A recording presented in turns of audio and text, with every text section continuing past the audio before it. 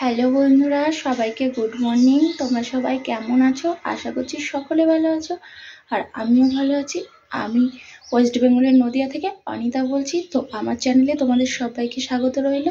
তো চলো ভিডিওটা এখন থেকে শুরু করা যাক। সকালের কাজ মোটামুটি কমপ্লিট করেছি, বাসি কাজটা। এখন হলো লক্ষ্মীর জন্য রান্না করতে যাব। তো তোমরা সঙ্গে থাকো, ব্লগটা দেখতে থাকো। আর আমি জানি আমার ভিডিওতে অনেক ভুল ত্রুটি হয় আমার তোমরা তোমার ছোট বোন মনে করে একটু মার্জনা করে নিও, ঠিক আছে? তো চলো যাওয়া যাক, এখন লক্ষ্মীর জন্য রান্না করে নিই। এইদিকে দেখো চলে এসেছি লক্ষ্মীর জন্য রান্না করে নিতে। তো তোমরা হয়তো মনে মনে ভাবছো লক্ষ্মীটা হলো আমি একটা নতুন গরু কিনেছি, তো ওর নামই লক্ষ্মী দিয়েছি, কারণ গরু হলো সংসারের লক্ষ্মী, তো ওর আমারও লক্ষ্মী। ওদিকে দেখো রান্নাটা চাপিয়ে দিয়ে মোটামুটি প্রায় হয়ে গেছে কিছুটা, তাও একটু কাঠ দিয়ে এসে এদিকে গোয়ালে চলে আসলাম। গোয়ালটা পরিষ্কার করে নিচ্ছিলাম। গোবরটা ওই পাশের বাড়ি কাকিমা নিয়ে নিয়েছে, এখন গোয়ালটা ঝাড় দিয়ে নিচ্ছি। আর তারপরে এই দেখো আবার চলে এসেছি গরুর খাবারের কাছে, মানে লক্ষ্মীর খাবারের কাছে।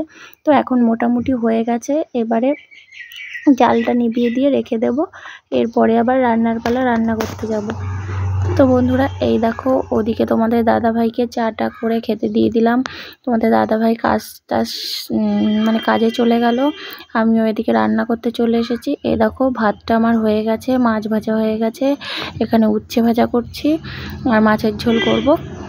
আর এত ধোয়া হচ্ছিল আমি ঠিক করে ফোনের দিকে তাকাতেই পারছিলাম না। তো এই দিকটায় এই দেখো, দাঁড়াও ভালো করে দেখা, এই যে কলা দিয়ে আলু দিয়ে মাছ দিয়ে তরকারি করব। আর তো দেখো বন্ধুরা, তোমাদের সাথে কথা বলতে বলতে রান্না সেরে ফেলেছি। সেরে কলপারে দেখো কত বাসন পড়ে আছে। আর এখন যাব গরুর খাবার দিতে। এই সকালের টাইমটা এত হুটোপাটা থাকে, কি বলবো, মানে কাজ সেরে উঠতে পারি না। মনে হয় যেন এটা ছেড়ে ওটা করি, ওটা ছেড়ে ওটা করি, এত পরিমাণে সকালের টাইমটায় কাজ থাকে। তা দেখো আস্তে আস্তে সবই সেরে নিচ্ছি। ওদিকে বাসন টাসনগুলো রেখে দিয়ে এই যে চলে এসেছি গরুকে খাবার দিতে। মানে এখানে খুদ জল খাইয়ে নেওয়া হয়ে গেছে আমার, সেটা তোমাদের মাঝে দেখাইনি। খুদ জল খাইয়ে নিয়ে তারপরে ঘাস দিয়ে এই দেখো এবারে চলে এলাম বাসন মাজতে। বাসনগুলো মেজে নেব, মেজে নেওয়ার পরে তারপরে যাব ভাত খেতে। মনাকে খাওয়াবো, তারপরে আমি খাবো। তো এদিকে বাসনগুলো আমি একে একে মেজে নিচ্ছি। আর অনেকগুলো বাসন জমেছে জানো তো, কারণ সকালবেলা চা খেয়ে বাসনটা মাজা হয়নি। চায়ের বাসনগুলো তাড়াতাড়ি করে রান্নার দিকে বসে পড়েছিলাম, তো সব বাসনগুলো আমি মেজে ধুয়ে একবারে গুছিয়ে নিচ্ছি। তারপরে ভাত খেয়ে নেব। খেয়ে দিয়ে, আর ভাত খাওয়া কাজটা এমন একটা কাজ, একটু আরাম করে বসে না খেলে হয় না, ওই হুটোপাটা করে খুব কষ্ট হয়ে যায়। ওই জন্য কাজ সেরে তারপরেই ভাতটা খেয়ে নিই। তো আমার এদিকে বাসন মাজা হয়ে গেছে। তো বন্ধুরা মাঝখানে অনেকটা সময় তোমাদের সামনে আর আসতে পারিনি, কারণ কি বলতো, কাজ এমন একটা জিনিস, মানে অতিরিক্ত কাজের প্রেশার পড়ে গেলে তখন মনে হয় যে আগে কাজগুলো সেরে নিই তারপরে। তো মাঝখানে অনেকটা কাজ ছিল। আর আজকে আকাশে খুব মেঘ করছে, তো ধানটা আনার জন্য খুব তাড়াহুড়ো করছে আমাদের। যেহেতু বিলের মাঠের জমিতে ধান রয়েছে, খুব চিন্তা হয় যে ধানটা কখন আসবে। তো ওই দিকটা একটু ঝাড়টার দিয়ে পরিষ্কার করে ধুয়ে আসলাম। মাঠের ওই দিকটায় আরও কিছু কাজ ছিল, সেরে টেরে এদিকে দেখো আমি চান করে ঘরে চলে এসেছি। এখন ঘরটর গুছিয়ে নিয়ে, ঘর মুছে সব কাজটা সেরে চান করে ঘরে চলে এসেছি। এসেই আমার ভোলে বাবার সামনে একটু ধূপকাঠি ধরিয়ে নিলাম, রাধা মাধবের সামনে একটু ধূপকাঠি ধরিয়ে নিলাম। এবারে আমি মাথাটা আঁচড়ে সিঁদুরটা পরে নেবো, যেটা রোজকারেরই কাজ। তো এইটুকুও মাঝে মাঝে করা হয় না। আসলে সব কিছুর জন্য যেন তো সময় হয়, মনে হয় যেন নিজের জন্য আর সময় হয় না, ইচ্ছেই হয় না। সময় থাকলেও কেমন জানি না, ইচ্ছে হয় না।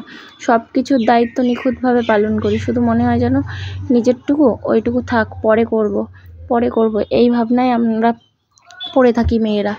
তো এইদিকে দেখো চান করে মাথাটা আঁচড়ে সিঁদুরটা পরে নিয়েছি। আর এই দেখো এখন যে একটু বসবো সেই উপায় নেই, যে কতগুলো জামা কাপড় জড়ো হয়ে রয়েছে। তো দেখো ওদিকে জামা কাপড়গুলো আর গুছাতেই পারলাম না, মাঠের দিকে চলে এসেছি। এদিকে গরু দোয়াতে এসেছিলো ঘোষ কাকা, তো গরু ধুইয়ে নিয়ে গেল। আর এদিকে দেখো চট পাতা হয়েছে মাঠের থেকে। তোমাদের দাদাভাই মাঠে গেছে, মাঠের থেকে ফোন করলো যে ধান আসবে, আর অনেকটা মেঘ করেছে।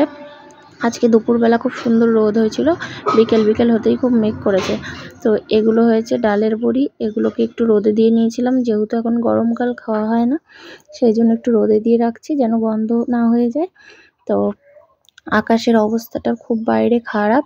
এই দেখো চারিপাশটা আকাশের কেমন মেঘ করেছে, আর খুব চিন্তায় রয়েছি ধানটা কখন বাড়িতে আসবে সেই চিন্তায় রয়েছি। এই দেখো চারিপাশটা কেমন অন্ধকার করে ফেলেছে মেঘে, তো ওই জন্য সব কিছু রেডি করে রাখছি। ধানটা আসলে যেন জাউলি দিয়ে ঢেকে দেওয়া যায়, ওই জন্য ওই প্লাস্টিকটা নিয়ে যাব। ওই দেখো এই প্লাস্টিকটা নিয়ে যাচ্ছি মাঠের দিকে, সব কিছু গুছিয়ে রাখছি, কারণ এখনকার দিনে ঝড় বৃষ্টি কখন আসবে কিচ্ছু বলা যায় না। তো ওই জন্য তাড়াতাড়ি করে সব গুছিয়ে রেখে দিচ্ছি, ধানটা আসলেই যেন তাড়াতাড়ি করে ঢেকে রেখে দেওয়া যায়, কারণ অনেকটা কষ্ট করে একটু ধান চাষ করতে হয় আমাদের মতো মানুষদের। তো এই দেখো ধান চলে এসেছে এক গাড়ি, তো এটা ঢাকাঢুকি কমপ্লিট।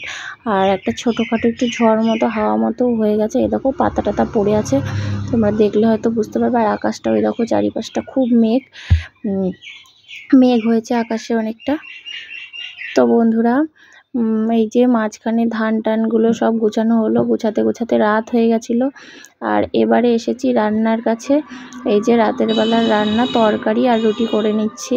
তো সারাদিন সব দায়িত্বই পালন হয়, শুধু নিজের কথা ভাবতেই ভুলে যাই। তারপরেও জানো তো আপনজনদের কাছে যখন শুনতে হয় যে তুমি ভালো না, তুমি কিছু করো না, তখন বড্ড কষ্ট হয় জানো তো। আর নিজের কাছের লোকরা যখন এই কথাগুলো বলে, তখন মনে হয় যেন এর থেকে কষ্টের বোধহয় কিছু নেই। কারণ একটা মেয়ে সারাদিন শেষে যখন ঘরে আসে, তখন মনে হয় যে না, নিজের প্রিয় মানুষটার কাছ থেকে যদি একটু ভালো কথা শুনে, তাও তার ভালো লাগে। তো যাই হোক, অনেক কথা বললাম তোমাদের সাথে। আর চলো এবারে আজকের ভিডিওটা এই অবধি থাক। তো চলো টাটা।